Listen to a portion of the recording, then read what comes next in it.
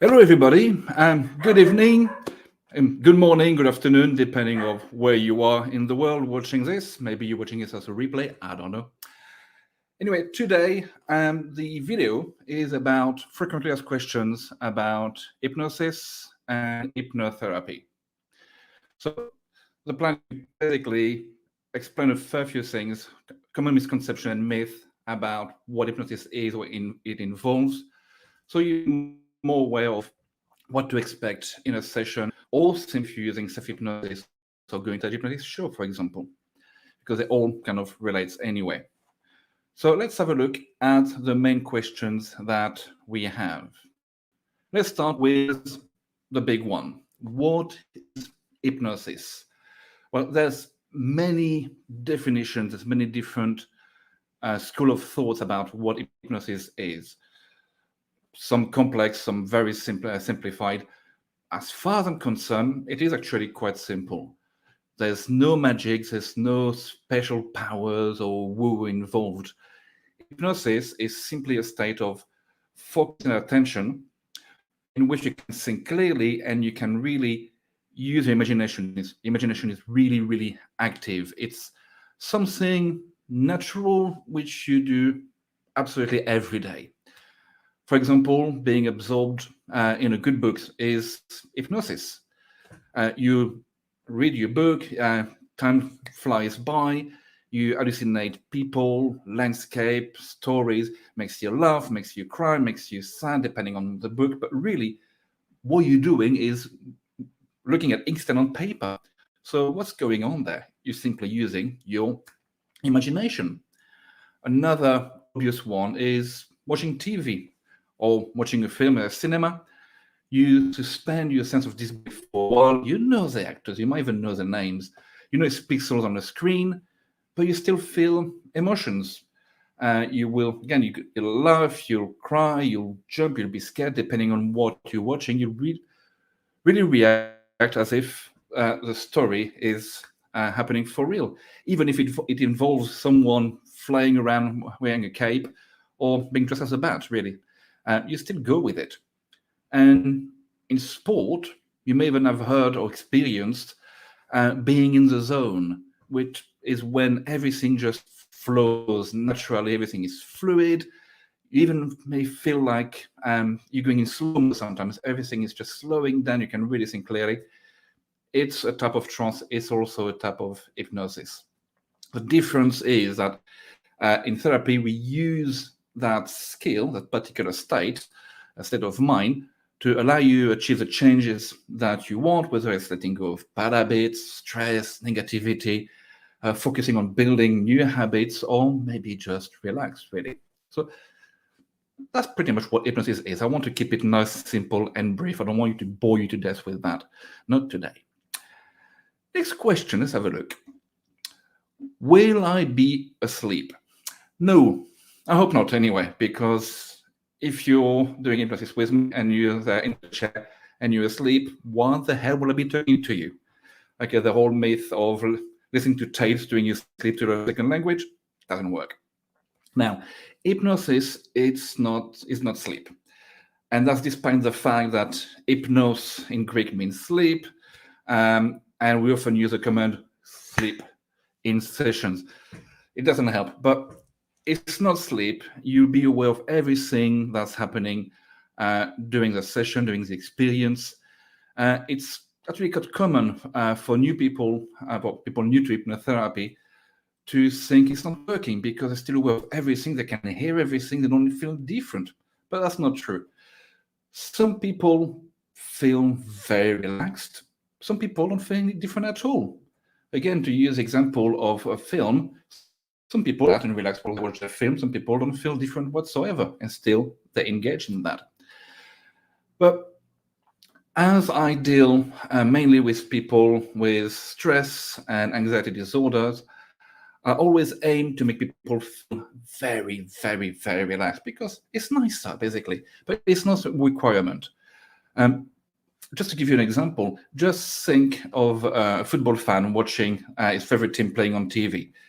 Fully absorbed by the match, they pretty much, they're in there, they're on the page, they're with the team, they're with the referee, they're shouting encouragement, sometimes something worse. They're fully hypnotized, fully engrossed by the match. Now, are they relaxed? Do they feel sleepy to you? No, they got their eyes open, but they're fully in it. So hypnosis is not a state of violin, and you don't have to be fully zoned out.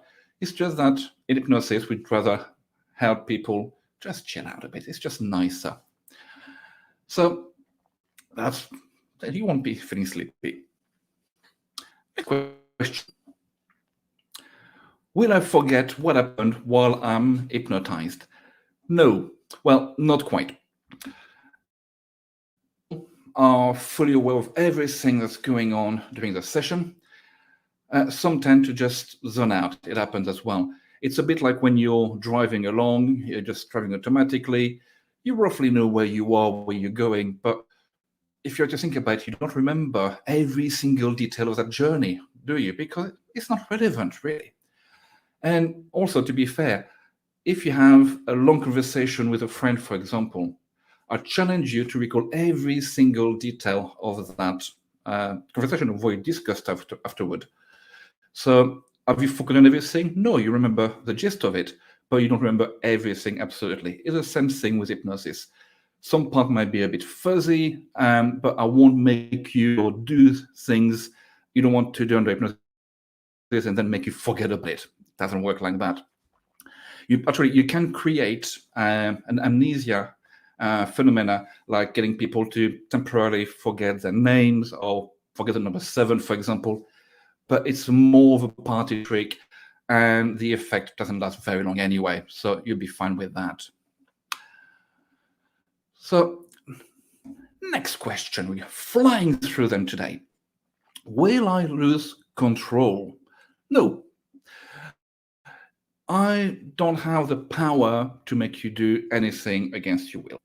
My role in hypnosis and hypnotherapy is to guide you through the process and in therapy, hopefully toward a positive outcome. You participate in every step along the way. You're always in control, you're always in charge, and you always decide whether or not you want to continue with it. Actually, I'd like to give you a little secret here, reveal a little secret. I can't hypnotize anyone.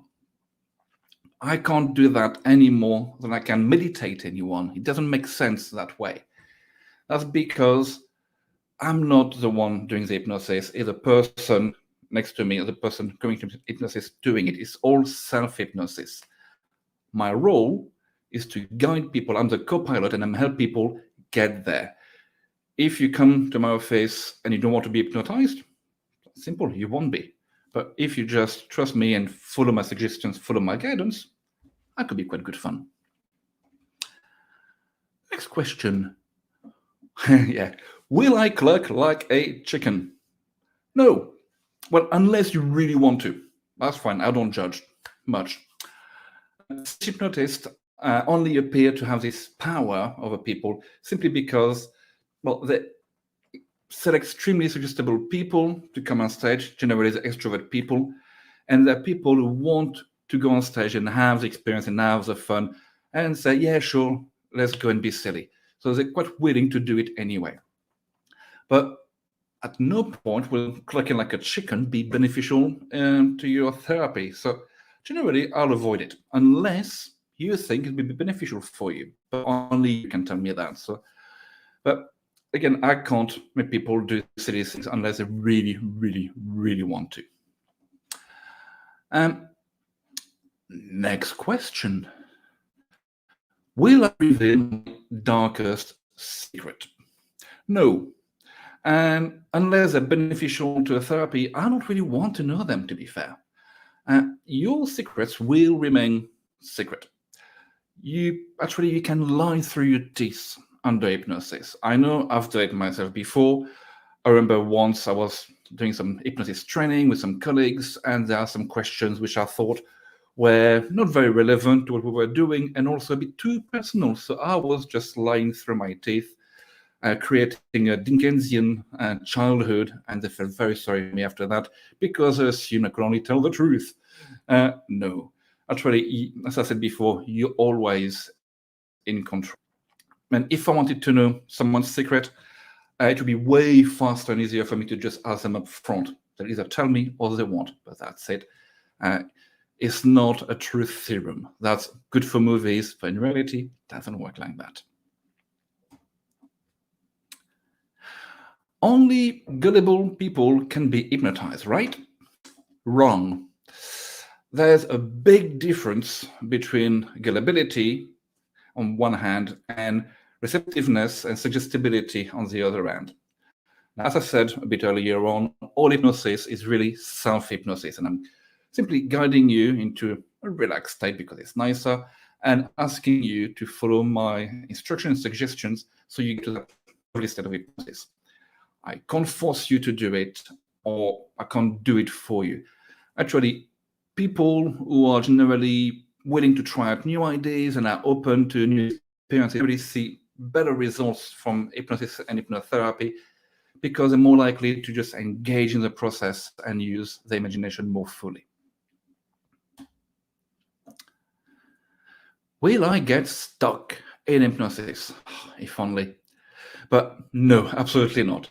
You can't be stuck in hypnosis any more than you can be stuck reading a book or watching EastEnders, for example, no matter how fascinating the episode is. Of course, the state of being in hypnosis is a very pleasant state, and people really like being nice, chilled out, zoned out. It's really a really nice place to be. And some people may choose to be there a bit longer than necessary. That's absolutely fine. But that's only by choice, and you won't be stuck in there. If you watch the film Office Space back in 2000, or any other movies like that, it doesn't work like this. You can't be stuck if the process is interrupted halfway through. Don't worry. But I can't be hypnotized. Well, yes, you can. Well, if you want to anyway. Unless you have severe psychological or neurological issues. But other than that, you'd be absolutely fine. As I said earlier, again, for a third time, all hypnosis is self-hypnosis. You're the one doing it. You can't be forced into an hypnotic state any more than you can be forced to enjoy a movie. But if you've ever been engrossed into a movie, if you've been engrossed reading a book, in playing video game, or in doing any activity before, basically you've experienced it, really. Now, will you trust me to help you get into that state? That's a different thing. It's much easier to be guided into hypnosis by someone you trust and someone you get on with. I could grab my watch and swing in front of your eyes as much as I want, but you only go into hypnosis if you want to. Okay. So that's pretty much all I've got for today. I wanted to keep it nice and short. It's already been almost 15 minutes. I do apologize for that. I wanted to be faster. But I hope that addressed and answered most of your concerns and questions. If you have any other question about hypnosis or hypnotherapy, please feel free to comment. I'll keep an eye on it and I will reply to them. And if there's anything relevant, I will do another video to address it. Also, please feel free to like my Facebook page or my YouTube channel, depending from where you're watching this. And also, you can like them both as well. That's allowed. So that's all I've got for today. So thank you very, very much for watching. Bye.